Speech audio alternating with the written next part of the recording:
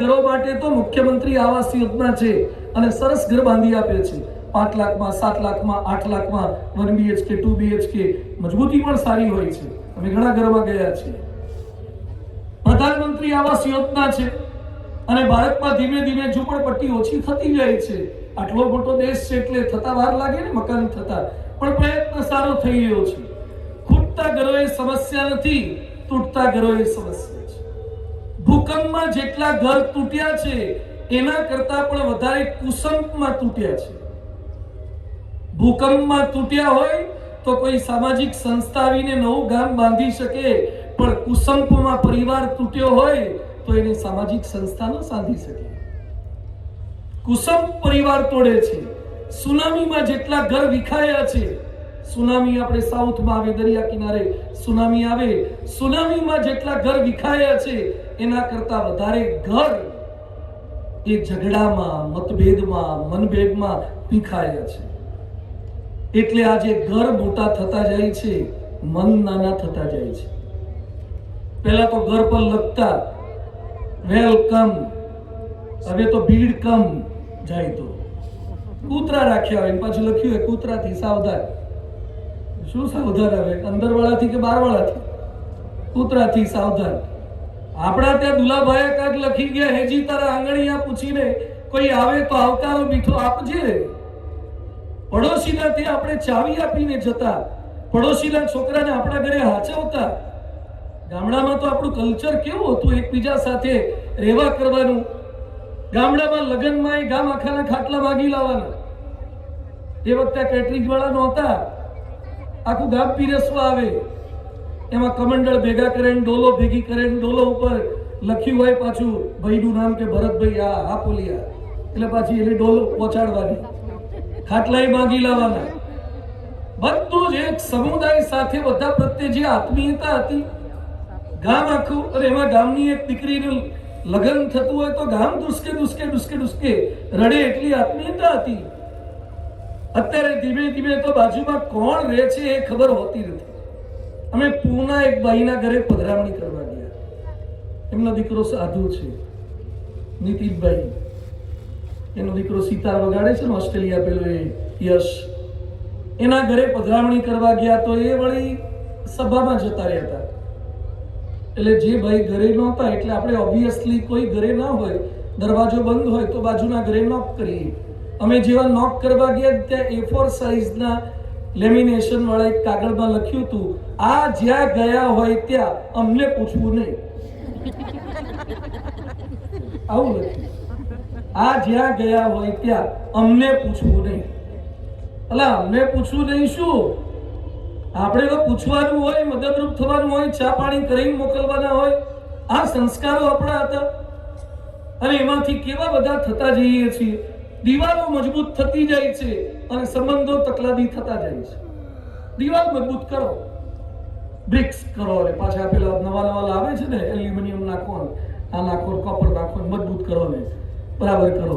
રૂમે રૂમે net હોય, બાકી ઘરના બધા અપસેટ હોય. રૂમે રૂમે નેટ, વાઈફાઈ. હવે પછી હવે તારા પિતા જનક નથી પણ દશરથ છે.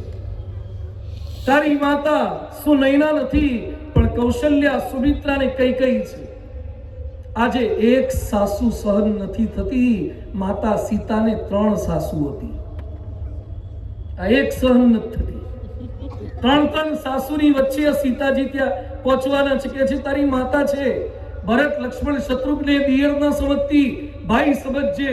અને ગમે તેટલા કષ્ટ આવે તો પણ અયોધ્યાનો ઉમરો ઓળંગવાનો સંકલ્પ ન કરતી.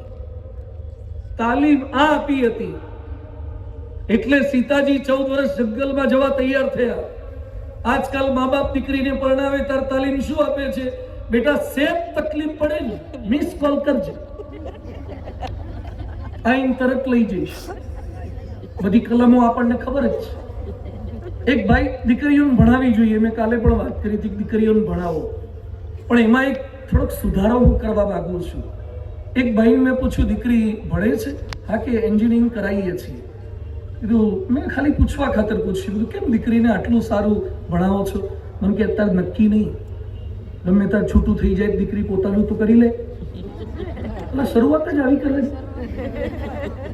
દીકરીને એટલા માટે ભણાવવાની કે છૂટું થવાનું જ છે, એના માટે ભણાવો છો કે પગભર રહી શકે એના માટે ભણાવવાની છે? એને સપોર્ટિવ થાય, એની સહાયક થાય, એની પૂરક થાય, એના માટે ભણાવવાની છે. આ વિચારધારા સાથે ભણાવજો દીકરીઓને. એના પતિને સહાયરૂપ થાય, ખભે ખભા મિલાવીને ચાલી શકે એના માટે ભણાવવાની છે. આજે બીજું બધું શીખવાડે છે, પણ પછી આ શીખવાડે કે સેજ તકલીફ પડે એટલે લઈ આવશું. કાયદા તો બધા આપણી ફેવરમાં છે. અને જે મા બાપને દીકરીઓ આટલી વાલી હોય ને, પરિવારમાં ઝઘડા થાય છે એનું કારણ ક્યાંક દીકરીઓના મા બાપ છે. એટલી વાલી હોય એટલે રોજ ફોન કરે. આમ રહેતી હોય પાછી સોસાયટીમાં સામે જ પાછી શાક લેવા જાય ત્યાં બાના ત્યાં જઈને આવે.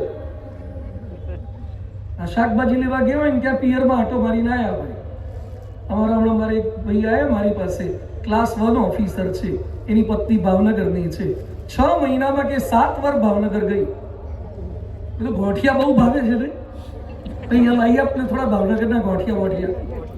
ઘડિયા ભાવનગર શું દાટ્યું છે હવે. પરણ્યા પછી ઘડિયા બરાબર છે, થોડાક ટાઈમે જઈએ, કંઈક ઉત્સવ પ્રસંગ હોય, હાજા માંદા હોય તો. આ તો રોજ એની માના ફોન આવે, એના બાપના ફોન આવે, શું ખાધું?